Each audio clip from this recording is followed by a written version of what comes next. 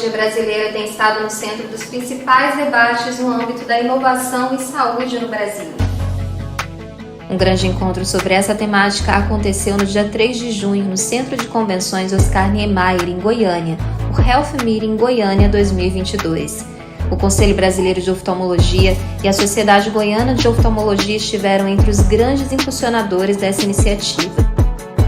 Esse ano, em janeiro, a gente teve a nossa convenção e tivemos a oportunidade de ter a colega Márcia Toledo, presidente da Sociedade Goiana de Oftalmologia, conosco. A Márcia viu a identificação e a simbiose das duas falas, dos dois temas, em prol de um evento como esse. Além da participação da diretoria, o CBO trouxe para o evento os palestrantes César Abicalaf, André Médici, Clemente Nóbrega, Adriano Londres, Frederico Pena, Alexandre Taleb e Shao Lung. É através da observação do que está acontecendo no país, no cenário da saúde, é que nós vamos poder traçar aí os nossos objetivos nessa complexidade aí do futuro próximo. A Comissão de Ensino CBO esteve reunida na sede do Conselho e um dos assuntos de destaque no encontro foi a Prova Nacional de Oftalmologia, que acontecerá no dia 22 de janeiro. Acesse o site do CBO e confira o edital.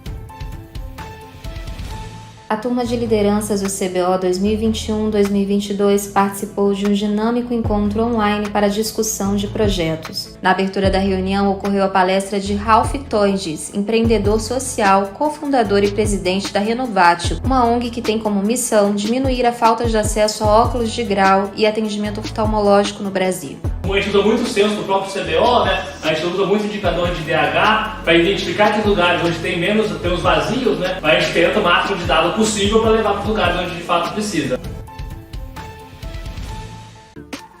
As sociedades estaduais e temáticas de oftalmologia, filiadas ao CBO, seguem realizando grandes encontros científicos por todo o Brasil. Esse mês aconteceu o Braves Meeting sobre a organização da Sociedade Brasileira de Retina e Vítreo entre os dias 3 e 5, o 23º Congresso da Sociedade Brasileira de Uveites entre 9 e 11 de junho, o Simpósio Moacir Álvaro 2022 entre os dias 15 e 18 e o Congresso Sul Brasileiro de Oftalmologia entre os dias 30 de junho e 2 de julho. Esse mês chegaram edições fresquinhas das maiores publicações da oftalmologia brasileira, as revistas J0, ABO e Veja Bem. E por falar nisso, confira agora esse recado importante do Dr. Eduardo Milani. Os Arquivos Brasileiros de Oftalmologia, nosso ABO, patrocinado pelo CBO, acaba de ultrapassar o fator de impacto de 1. Isso significa que cada vez mais os nossos artigos estão tendo repercussão imediata na ciência produzida dentro da área de saúde ocular, visão, oftalmologia clínica e cirúrgica. Eu agradeço e convido a gente continuar trabalhando junto para ter um ABO cada vez mais forte, cada vez mais relevante. No CBO Live deste mês, tivemos debates sobre cirurgia de catarata e ceratocone, anel helio tórica e alternativas ao transplante de córnea penetrante. Já a live Veja Bem, voltada para a população, abordou o tema acidente ocular doméstico, como evitar a cegueira. Todas as edições permanecem disponíveis na TV Oftalmologia CBO no YouTube. O Departamento Jurídico do CBO realizou diversas atividades nesse mês de junho. Destacamos que conseguimos mais uma vitória no Supremo Tribunal Federal, em que foi arquivada uma ação que pedia a regulamentação da optometria. O Supremo disse, mais uma vez, que não cabe ao Poder Judiciário regulamentar essa ocupação. Os detalhes de cada uma das ações do Jurídico CBO nesse mês você confere no portal CBO. Estamos empenhados nos preparativos para o CBO 2022. Esse mês foi realizado o encontro entre a diretoria CBO, as empresas apoiadoras do Congresso e a equipe organizadora. Lembrando que o evento acontece entre os dias 7 e 10 de setembro em Curitiba. Se você ainda não fez a sua inscrição, acesse agora cbo2022.com.br.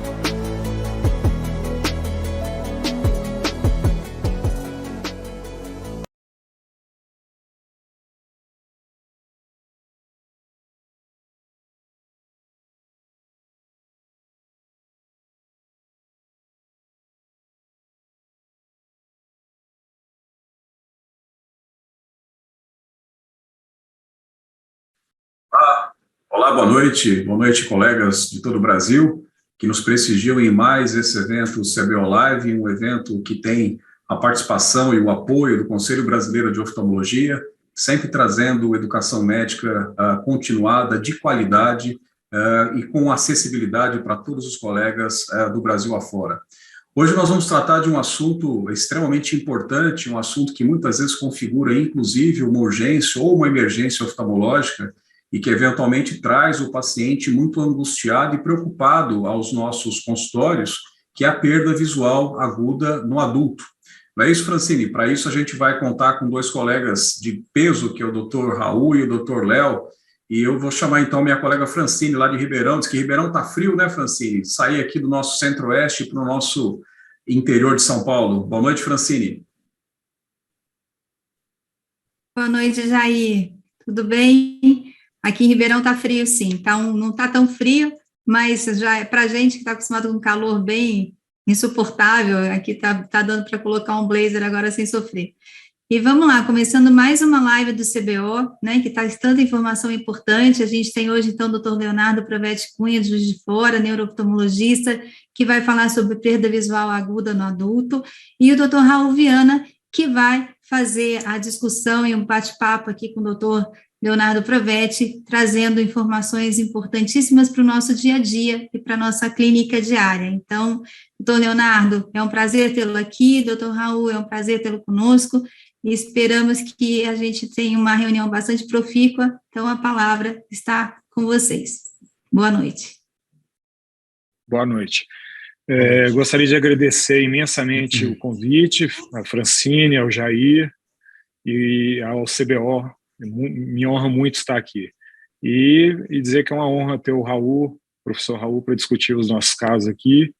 Eu posso compartilhar minha tela? Por favor, Léo, fica à vontade. Agradeço também. Agradeço a todos, CBO, Jair, Francine, Léo, um prazer estar contigo. Para nós que é uma prazer honra. É meu. Prazer também. Vocês estão vendo minha tela? Sim, Léo, tudo ok. Então, nós combinamos, eu, Raul, Jair e a Francine, de fazer um formato de bate-papo. Eu vou fazer uma breve introdução sobre o tema e vou estar chamando o Raul para discutir sempre num formato de um caso clínico. A gente vai abordar as principais causas de perda visual no adulto, mas focando principalmente as doenças da retina e as doenças do nervo óptico. Como o Jair chamou a atenção, esse tema, sem dúvida nenhuma, é muito importante. É um dos tópicos mais importantes em oftalmologia e é o dia a dia corriqueiro que todos nós enfrentamos no consultório, pacientes com queixas de perda visual aguda. É interessantíssimo enfatizar que qualquer estrutura ocular pode ser envolvida, né? Desde o segmento anterior, um paciente, por exemplo, com distúrbio de filme lacrimal, um paciente com olho seco, vai ter queixa de embaçamento de perda visual aguda, até situações mais graves, como um paciente diabético que teve uma hemorragia vítrea, ou um paciente com uma doença neurológica que leva a alguma manifestação de perda visual. E eu gostaria de enfatizar aqui, é extremamente importante que essa condição, apesar de ter um diagnóstico diferencial super extenso, a história clínica ela vai ter um papel maior aqui nessa situação. Sem uma história clínica detalhada, completa, não tem como nós chegarmos a um diagnóstico. Então, a oftalmologia, muitas das vezes, é uma especialidade muito objetiva e nós confiamos, muitas vezes, na nossa propedêutica. Só que tem que se lembrar que a história clínica vai dar informações fundamentais. Quando o paciente está contando sobre sua história clínica, dependendo das perguntas que você vai obtendo e da história que ele vai contando, o oftalmologista já vai ter uma ideia muito aproximada de que doença que ele está lidando. Então, a história clínica ela é fundamental para você ter uma propedêutica já direcionada e, assim, chegar num correto diagnóstico. Algumas características da perda visual é super importante, são critérios básicos, mas de extrema importância. Primeira condição é saber se o paciente teve uma perda de visão monocular ou binocular.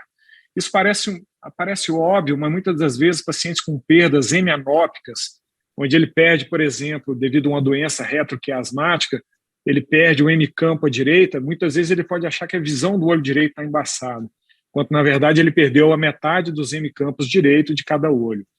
Então, perguntar se o paciente testou, você mesmo averiguar isso no seu exame é super importante. Saber se essa perda é súbita e definitiva ou se é uma perda transitória ou mesmo uma perda progressiva também te dá informações muito importantes. Geralmente as perdas súbitas que não progridem, a gente lembra de causas vasculares, enquanto que causas progressivas a gente deve lembrar de algumas condições como doenças inflamatórias. Sinais e sintomas associados são super importantes, como fotofobia, se é, por exemplo, um paciente com um quadro de olho vermelho, se ele tem dor ocular associada, se apresenta alguma proctose, se essa perda visual piora ou melhora com a mudança postural ou com a manobra de Valsalva, se a temperatura corporal influencia, né, no surgimento dessa perda de visão, se quando o paciente pisca os olhos melhora ou piora, isso também é importante, porque vai dando dica para onde que você deve direcionar e tentar chegar no diagnóstico. Saber também se a perda de visão, as características dela, se é uma perda difusa, que acomete todo o campo de visão, ou se ela acomete parte do campo, ou a região central, ou se tem um defeito que a gente chama de altitudinal, tudo isso é muito característico. E sintomas sistêmicos, lógico, tem que sempre ser questionado, como presença de dor de cabeça, febre, se o paciente tem história de artralgia, se está com quadro de depressão, perda de peso, se tem presença de linfonodos. Então, assim, procurar fazer uma história clínica detalhada é fundamental para se chegar num correto diagnóstico. E a observação de dados também, a idade, né? Se a gente está pensando em paciente idoso, a gente vai pensar em causas vasculares. Quando a gente está em pacientes adultos jovens, a gente pensa numa série de condições, mas pensa também em doenças inflamatórias. Questionar sobre história familiar é muito importante. As doenças sistêmicas, conforme eu comentei, se for um paciente hipertenso, se é um paciente diabético, que medicações que esse paciente usa. Por exemplo, a gente sabe que tem uma série de medicações que podem estar relacionadas com o quadro de perda de visão. Se o paciente é tabagista, etilista, e se ele usa algum tipo de droga ilícita, isso é fundamental. Lembrar de hábitos alimentares, a gente às vezes esquece de perguntar sobre a dieta do paciente, mas isso é de suma importância. Eu tenho diagnósticos muitas vezes de adolescentes que por algum motivo decidiram se tornar veganos e adotam por conta própria uma dieta inadequada e acaba desenvolvendo uma neuropatia e às vezes também uma doença da retina associada com deficiência de vitamina A ou deficiência de vitamina B12 no caso também. E aí você consegue pegar isso na dieta, porque o paciente fala, não, eu sou super saudável, eu me alimento bem. Só que aí você vai ver o paciente não consome carne, não consome derivados de leite. Então acho que isso é super importante. E lógico, cirurgias prévias, histórico de cirurgia bariátrica. Se esse paciente, por exemplo, hoje é muito comum o paciente perder bastante peso e às vezes para de repor vitamina, e aí tem as neuropatias que eu acabei de comentar, doenças, né, ocupacionais e atividade sexual, tudo isso é importante de ser averiguado na sua história. E aí o exame oftalmológico aqui, nessa situação, ele tem que ser, lógico, direcionado muitas vezes para aquela suspeita, mas deve ser, na medida do possível, sempre um exame completo. Então, lembrar que você medir a acuidade visual e fazer a refração do paciente é importante, mas lembrar muitas vezes que determinadas doenças, quando você coloca o paciente no refrator de Grins, a acuidade visual piora do que você medir com óculos, porque com óculos o paciente tem a possibilidade de mexer, procurar a letra. Se você fizer um pinhole e é uma doença macular, ele vai piorar demais a acuidade visual, né? Então, eu acho que são dados assim que você deve, lógico, ficar super atento para fazer uma boa avaliação. E aí aqui eu estou mostrando alguns exemplos de doenças que acometem o segmento anterior, como presença de fema, edema de córnea, catarata. Nós não vamos abordar aqui isso. Isso aqui são coisas super importantes que a gente, lógico, fazendo biomicroscopia, chega ao diagnóstico, mas nós vamos focar principalmente em doenças da retina e doenças do nervo óptico. Falar do descolamento de retina, o descolamento de retina é uma doença super prevalente. Ele tem 2 picos de incidências que chamam bastante a atenção. Adultos jovens na faixa de 30 a 40 anos, geralmente com características de serem míopes, principalmente com a miopia um pouco mais importante, e depois ao redor de 60 anos, tudo isso porque coincide com a fase onde o paciente vai ter o descolamento do vítreo posterior, que é a condição sine qua non para se gerar um descolamento de retina. A tríade clássica que a gente percebe em pacientes com descolamento de retina é a presença de moscas volantes, flashes luminosos e perda de campo visual. E aí lembrar que hoje, se você consegue fazer um diagnóstico precoce, você consegue oferecer o tratamento de forma adequada, e esse paciente muitas vezes tem uma recuperação visual apropriada, apesar de sabermos que o descolamento de retina é uma doença extremamente grave e potencialmente pode levar a uma perda de visão irreversível. Lembrar também situações que o paciente, igual nessa foto, ele teve uma rotura de retina com um pouco de líquido ao redor da rotura, uma hemorragia vítrea, e aí aqui o exame de grande angular é importante não só para documentar, mas ajuda também no diagnóstico, né? Se você tem como ter acesso a esse exame, sem dúvida nenhuma é um exame bastante importante, mas nada que o seu exame de fundo de olho cuidadoso, detalhado, não possa detectar, e aqui mostrando antes e depois o paciente que nós fizemos o laser, conseguimos cercar aquela rotura e o paciente evitou a necessidade de uma cirurgia para um descolamento de retina. Outras doenças comuns da mácula, que muitas vezes não vêm num contexto de perda visual súbita, mas pode acontecer. O paciente detalhista percebe que de repente começou a ter uma metamorfopsia, um escotoma central, e aqui um paciente com buraco macular, depois de tratado também, com um ótimo resultado. Lembrar de outras doenças que são um pouco mais difíceis de serem diagnosticadas pelo exame de fundo de olho, mas uma propedêutica armada, principalmente levando em conta o exame de OCT, nos ajuda demais no diagnóstico dessa condição, como uma síndrome de tração vitreomacular, que pode ser um estágio precursor do buraco macular. E para pacientes mais idosos, né, que estão fazendo um acompanhamento já com quadro de drusa e, de repente, apresentam uma perda visual súbita, como uma membrana neovascular subretiniana que sangra, e aí esse paciente vai, lógico, seguir a propedêutica e caminhar para as injeções intravítreas, que ajudam bastante esse paciente a manter e muitas vezes melhorar a sua visão.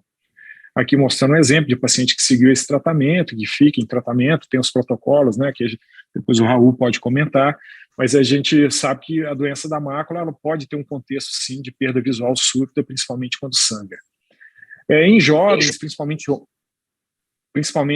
pacientes do sexo masculino, lembrar de coriretinopatia central serosa, que é uma condição importante. Existe um perfil clássico, né, de pacientes geralmente 30, 45 anos de idade, o perfil que a gente fala uma personalidade do tipo A, um paciente com característica um pouco mais ansioso, estressado, e aí a coriretinopatia central a gente tem que lembrar de umas condições possíveis. E aqui eu vou trazer já vou abrir e chamar o colega Raul para discutir, mas vejam só que interessante, colegas, um paciente de 58 anos de idade, hipertenso bem controlado, e teve uma perda visual súbita uma semana durante a relação sexual. Ele falou que depois do ato sexual percebeu um escotoma, uma mancha central. E a acuidade visual no olho era conta-dedo de 50 centímetros e 20 no outro olho, que era o olho normal. E aqui ele apresentava esse exame de OCT e apresentava algumas características importantes aqui que eu gostaria nesse momento de chamar o doutor professor Raul para comentar quais hipóteses diagnósticas e o que ele indicaria nesse caso. Por favor, Raul. Isso, na minha opinião, a história dele fala a favor de um ato em que levou ao aumento de pressão venosa central, e essa pressão foi se propagando e fez o que a gente chama de retinopatia de Valsalva, uma hemorrágica de Valsalva, né? E pegou a retina, né? Afetou a retina, né? E essa definição, essa classificação, vocês estão vendo da seta vermelha com a seta amarela, isso é fundamental. Isso é fundamental na hora do tratamento. Eu não sei qual vai ser o tratamento que vai ser feito. Uma outra possibilidade que eu vejo também, mas pode ser até viável, mas só para entrar no diagnóstico diferencial, é uma ruptura aguda de macroaneurisma arterial retiniano que dá essa hemorragia em todas as camadas, entendeu? Em todas as camadas da retina. Podia ser o diagnóstico diferencial desse caso. Evidentemente, você ia fazer fora os exames, porque esse OCT ele não é conclusivo. Tá? O OCT ele não vai ser conclusivo. Talvez uma geografia fluoresceínica, enfim, que eu acho que também tem muito sangue aí, entendeu? Mas ele é hipertenso, não era, Léo? Esse sujeito? Isso, hipertenso. E perfeito. Uma das características dessa ruptura é uma multilayered mesmo. Mas, enfim, ele fez uso de Viagra, não? Na verdade, eu não perguntei, mas boa pergunta. Mas você foi preciso, Raul, porque você comentou dos dois diagnósticos que eu acho que aqui se cabem e eles estão em conjunto, né? Esse paciente aqui, ele teve uma retina, ele tinha um macroaneurisma, eu vou mostrar o macroaneurisma depois, que eu só fui... É lógico, você pode suspeitar pela presença de hemorragias em várias camadas, Mas esse paciente teve a mistura das duas coisas, né? Ele teve um macroaneurisma que rompeu por uma manobra de Valsalva, né? Então você foi preciso no seu diagnóstico. Parabéns, Raul. E aqui eu só mostrando rápido a conduta. Aqui como o sangue, a gente sabe que o sangue, quando ele é pré-retiniano, você pode até esperar, né, Raul? Agora aqui, como o sangue era subretiniano, nós optamos por fazer a remoção do sangue. Aqui mostrando na técnica que você, né, descola a hialoide posterior, faz a vitrectomia, abre a membrana limitante interna, aspira esse sangue e, dependendo da localização, você pode fazer uma injeção subretiniana de RTPA. Aqui mostrando que o sangue realmente ele estava em mais de uma camada. Aqui a membrana limitante ela sai facilmente, não precisa nem ser corada, porque ela já está dissecada pelo sangue. Então você consegue abrir a membrana limitante e depois de você aspirar o sangue, você pode fazer essa injeção do RTPA aqui. Tá vendo que a fóvea, por felicidade aí, a fóvea estava relativamente poupada. E, enfim, só mostrar a parte da injeção, que eu acho que é interessante. A gente usa uma cânula bem fininha com RTPA nessa diluição de 12,5 microgramas por ml, e aí injeta suavemente até fazer uma bolha uniforme que cubra toda a área da hemorragia, tomando uma série de cuidados técnicos, né? Depois uma troca fluido-ar. E mostrando aqui, Raul, olha que interessante, o macroaneurisma aparece depois em detalhes aqui. Ó. Então esse paciente teve a mistura das duas coisas, né? Ele teve uma retinopatia de Valsalva por uma rotura, que acabou gerando uma rotura de microaneurisma. Felizmente, ele evoluiu muito bem. Agora, Raul, outro caso interessante que eu queria mostrar para você é também nessa faixa etária, um paciente de 65 anos, hipertenso tabagista, e ele teve a seguinte característica: perda visual súbita, monocular, indolor, não progressiva e sem nenhum sintoma sistêmico, e era uma perda visual difusa. E aqui mostrando que as hipóteses diagnósticas, geralmente a gente pensa em causas vasculares, mas você, o que você pensaria aqui num paciente, pensando numa doença de retina para esse paciente? Perda visual súbita, monocular, indolor, não progressiva, sinais de sintoma nenhum digno de nota? Isso, sem sintomas sistêmicos, sem dor ocular. Algum problema, algum processo proliferativo na retina, alguma membrana neovascular subretiniana, talvez, eu não sei como é que está o fundo de olho desse paciente. Perda visual súbita é uma forma... Vou te mostrar o fundo de olho. Talvez fique... tá ótimo, tá interessante. Esse aí é um caso muito bonito de oclusão de veia central da retina, com edema de mácula, que é uma complicação. Ótimo, aí eu gostaria... Normal. Ótimo, eu gostaria de fazer uma pergunta, se para você, Raul, como que você classificaria em termos de prognóstico visual, baseado em algum dado clínico? Boa pergunta. Então, a primeira questão que você se preocupa é a visão, né? São dois detalhes que eu acho muito importantes. Reflexo pupilar, que eu acho fundamental, perfeito, e acuidade visual. Eu acho bem interessante. Está aparecendo, pelo que me parece, isso aí esse é só um palpite, pelo que eu estou vendo do tipo de hemorragia, parece que não é tão complicado, tão isquêmico assim. Mas qual é a visão? Eu não sabia Não, eu não falei, é 20/100 e não tinha defeito pupilar frente relativo. Então, são dois dados que a gente acredita que pode ser um bom indicativo. Um bom prognóstico, né? Tem um bom prognóstico o tratamento já é tratamento de primeira linha, você fazer antiangiogênico nesse caso. E fazer, perfeito, tem os protocolos específicos para você fazer. A gente sabe que o mundo real é muito complicado, mas só para a gente... esses casos de obstrução de veia central da retina não isquêmicos, eles têm um problema, você tem que acompanhar muito de perto. Eu falo para os meus fellows, residentes, é uma das piores doenças para você acompanhar, porque ele pode se transformar em forma isquêmica. Então, o acompanhamento desses pacientes é bem importante, porque pode começar de uma forma muito, muito benigna, e depois um percentual até razoável, 20%, 30%, pode caminhar para uma forma isquêmica e desenvolver todas as complicações que essa forma isquêmica pode vir. Agora está mais difícil, né, Léo? Porque o pessoal já trata logo com antiangiogênico. Tem aquele famoso glaucoma dos 100 dias, está cada vez ficando mais difícil de você ver, uma vez que tenha pronto atendimento, pronto tratamento com antiangiogênico, que é a droga de eleição para tratar esses casos. Perfeito, Raul. Perfeito. Eu concordo perfeitamente. Para esse paciente foi proposto 6 aplicações de antiangiogênico no intervalo mensal entre essas aplicações. E lembrando que em alguns casos, dependendo de como evoluir, você pode, no final das injeções, ou em algum momento, se você achar prudente, até associar a panfotocoagulação. Isso é um pouco controverso, mas a gente, sabendo da realidade do Brasil, às vezes a gente tem preocupação desses pacientes perderem segmento, mas sem dúvida nenhuma, padrão ouro de tratamento, principalmente para evitar não só as complicações, mas para melhora visual, a injeção intravítrea de antiangiogênico Laser, acho importante. Falo para meus fellows e meus residentes a seguinte frase: você nunca se arrepende de ter feito muito laser, você só se arrepende de ter feito pouco. Eu nunca vi alguém se arrepender de ter feito muito laser, mas já vi várias pessoas se arrepender de não ter feito muito laser. Eu acho que laser não tem, evidentemente, dentro de um padrão aceitável do que seja fazer laser, né? Sim, fazendo um protocolo bem feito, né? Um protocolo direitinho é uma maravilha. Mas ótimo. Olha, oi, pois não. Deixa eu só te aproveitar já o ensejo aqui, já fazer uma pergunta que surgiu aqui da plateia para a gente tornar a coisa ainda mais dinâmica. Surgiu uma pergunta do que é RTPA. Você poderia explicar, por favor? Sim, o que foi utilizado lá, o RTPA é o ativador do plasminogênio tecidual recombinante.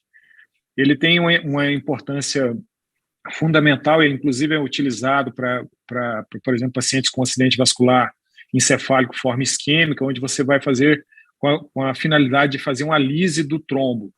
Então, ali, como na retina daquele paciente, o paciente tinha o sangue já no estado, né, já de coagular, você injeta o RTPA com a finalidade de fazer com que você dissolva aquelas formações de fibrina, de coágulo, e faça com que o sangue seja melhor mobilizado com a força do gás, né, que você vai colocar. Ali, no caso, a gente colocou um gás, o SF6, o paciente faz uma posição de cabeça 45 graus, não precisa ser uma cabeça tão baixa, e aquela bolha de gás ali, ele ajuda a deslocar aquele sangue, e aí o RTPA facilita isso, porque muitas vezes esse sangue fica organizado e fica difícil de ser mobilizado. Mas mais alguma pergunta, Jair? Já que a gente está conversando, tanto nos casos de valsalva quanto nos casos de ruptura de aneurisma, macroneurisma arterial, você tem que ter muito cuidado de onde é que está esse sangue. O sangue subialóideo o sangue sublimitante interna é outro. Você pode fazer IAG laser nas subialóideas, que o sangue vai sair e o resultado é excelente. Agora, se você fizer laser num sangue que esteja localizado submembrana limitante interna, eu já fiz, infelizmente, evoluiu mal, evoluiu com buraco de mácula, entendeu? E, então é muito importante por isso que eu falei das setinhas que você apresentou, o sangue que está localizado na submembrana limitante interna e o sangue que está localizado subialóideo. Então, essa separação, essa definição é fundamental para você poder fazer IAG laser, que chama-se hialoidotomia com IAG laser. É uma saída também, mas eu acho que essa saída do Léo foi perfeita, porque ele resolveu todo o problema, tanto do sublimitante quanto o subialóide. Perfeito. Prosseguindo aqui nos casos, o próximo caso, ele tem uma história clínica semelhante. Pois não. Deixa eu interromper só um segundo, desculpa, que meu áudio estava fechado. Antes da gente prosseguir, só 2 comentários. O primeiro, a gente tomar cuidado com o IAG laser para a hialoidectomia, porque ela tem que estar bem elevada para você não romper a retina, né? O segundo é que, voltando no seu caso, como é que tem uma pergunta da plateia, como acompanhar a forma não isquêmica ou a forma isquêmica, se faz angiografia de retina, qual que seria a sua rotina no consultório? E se você, já engatando, se você acha importante fazer Doppler de carótida nesses pacientes, e antes de você responder, eu tenho que te falar que a sua filha, o seu filho, o Lucas e o Felipe estão te assistindo. Então, você tem uma plateia mais que especial essa noite. Obrigado. Então, com relação ao Doppler de carótida, eu vou tomar a liberdade de comentar, mas eu vou passar a bola em relação a acompanhar a forma isquêmica que o Raul comentou. Eu vou deixar ele fazer uns comentários. O Doppler de carótida, para a oclusão de veia central da retina, ele não tem tanta importância. Ele vai ter importância fundamental na oclusão de artéria central, porque a gente sabe que a oclusão venosa é uma doença da parede vascular. Então, não necessariamente é uma doença, na verdade, não é uma doença embólica, né, porque é uma doença do território venoso. Então, o Doppler de carótida ele pode te dar informações para saber como que está a situação vascular do paciente, mas relação de causa e efeito não. Agora, na oclusão de artéria central, a gente vai mostrar um caso desse, a gente vai discutir sobre isso, ela se torna fundamental. Agora, o Raul, você quer comentar como que você acompanha? Você falou da importância e da preocupação que você tem desses casos se transformarem em forma isquêmica. É bastante complexo, é um dos casos, uma das formas mais difíceis de você acompanhar é a transformação da forma benigna na forma isquêmica, e que ela pode ocorrer depois do primeiro mês, segundo mês, se você não fizer tratamento. Isso era uma era pré-antiangiogênico. Na era do antiangiogênico, dificilmente você vai ter alguma alteração dessa. Como eu estava comentando outro dia, eu acho que uma das causas principais de glaucoma neovascular é oclusão de veia central da retina mal acompanhada e também retinopatia diabética. Com o uso de antiangiogênico disseminado de primeira linha para tratamento de obstrução de veia central da retina, os glaucomas neovasculares relacionados a essa doença vão a cada dia aparecer menos, porque a gente faz muita aplicação de antiangiogênico nesses pacientes com obstrução de veia central da retina. Tá? Agora, o tratamento, e responde maravilhosamente bem a fotocoagulação, é você não deixar evoluir para o glaucoma neovascular. É você já tratar quando tiver a neovascularização na borda pupilar da íris. Você não deve dilatar esse paciente, você deve se examinar com lâmpada de fenda de forma cuidadosa, lembrar que essa neovascularização nessas formas isquêmicas, em 10% dos casos, ela não se encontra na borda pupilar da íris, ela se encontra no ângulo da câmara anterior, né, que faz, e que normalmente se junta, quando sai da íris, pega o estromeriano e se junta com o do ângulo que está saindo do ângulo, entendeu?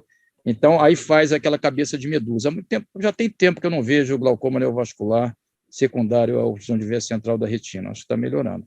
Aí você faz fotocoagulação, desaparece toda essa neovascularização da borda pupilar da íris. Mas tem que fazer a detecção precoce. Detectou precocemente, faz uma panfotocoagulação, né? E isso vai desaparecer. O estímulo antiangiogênico desaparece e você tem pelo menos um olho controlado. Entendeu? É uma discussão longa, interessante. Daria para você perfeito. Só disso. Não, né? Não, perfeito, você sumarizou bem. Vamos mostrar o próximo caso, Raul. Olha só que interessante. Paciente com 90 anos, hipertenso, história prévia de infarto agudo do miocárdio, já tinha feito uma ponte safena e estava em uso de Marevan. Tinha passado uma história de catarata prévia, sem nenhuma intercorrência, e ele vem para consulta com uma baixa de visão 5 dias no olho direito. E ele também tinha uma história de um AVC isquêmico em 2019, com quadro de hemiplegia do lado direito. Acuidade visual muito baixa, percepção luminosa, com a presença de um defeito pupilar aferente relativo 3 cruzes em 4 no olho direito, que era o olho da baixa visão. E aí, Raul, olha só que interessante essa imagem. Eu gostaria que você comentasse sobre o diagnóstico e se tem alguma característica peculiar que te chama a atenção também na imagem. Olha, isso aí, na minha opinião, é uma oclusão de artéria central da retina. E, olha, nesses pacientes, é muito importante, você faz o diagnóstico de oclusão de artéria central da retina, que, como bem falou o Léo, é uma doença embólica, mas existem algumas doenças sistêmicas que podem aparecer com oclusão de artéria central da retina. A minha sugestão, nesse caso, é pedir VHS, proteína C reativa, porque isso pode ser um caso de arterite temporal, a gente só para excluir essa possibilidade nesse caso. Isso é só uma sugestão, mas é uma coisa que eu faria. Enfim, mas, evidentemente, não sendo isso, pedir aquilo que a Francine tinha falado, né? Doppler de carótida. Normalmente é carótida que vai fazer êmbolo em artéria retiniana. Aí, enfim, existe um protocolo certinho para essas coisas, entendeu? Mas Então, seria perfeito. o que eu pensaria. Perfeito sua colocação. Então, sempre quando tiver com um paciente com oclusão de artéria central da retina, temos que pensar em duas coisas: afastar a fonte de origem emboligênica. A carótida, principalmente na bifurcação, é a região mais comum, mas lembrar também que, né, todo o arco da aorta, a região de válvula aórtica, e até se o paciente tiver alguma história de trombo de cavidade ou de átrio ou ventrículo, ele pode ter alguma fonte emboligênica para isso, mas sem dúvida nenhuma a carótida é muito importante. E a questão que você comentou da arterite temporal, arterite de células gigantes, nós vamos discutir casos disso daqui para frente, mas é super importante que todo paciente com oclusão de artéria central você tem que afastar, além de fazer essa busca ativa para a fonte emboligênica, você tem também que afastar a possibilidade de arterite temporal. Perfeita sua lembrança, Raul. E aqui só para mostrar o quão grave que é o acometimento da mácula, né? A gente sabe que o OCT aqui ele pode dar um indicativo de biomarcador de gravidade. Você vê que todas as camadas estão desorganizadas e a gente fala hiperrefletivas, né? Ou seja, elas foram afetadas de forma difusa. Infelizmente, a gente não consegue fazer nenhuma reversão da perda. E aqui, Raul, um aspecto curioso, que essa manchinha peripapilar nessa região era uma artéria ciliarna frustra que ele tinha, o AngioCT conseguiu mostrar essa região, mas infelizmente não era suficiente nem para desenhar um escotoma, uma ilha de visão, melhor dizendo, para ele. Léo, então, eu posso dar um toque só nesse OCT? É muito interessante a gente lembrar que você vê que as camadas, das camadas internas da retina, elas são todas afetadas, né? São todas afetadas porque elas são a artéria central da retina, ela é responsável por essa nutrição dessa região. Agora, o edema que é causado é um edema intracelular, diferente da obstrução da veia central da retina, que você tem um edema extracelular e você tem líquido. Você tem o líquido extravasa, então você tem edema cistoide, você tem descolamento subfoveal, enfim. Na obstrução arterial, você não tem líquido. É porque é um edema intracelular, diferente da obstrução de veia central,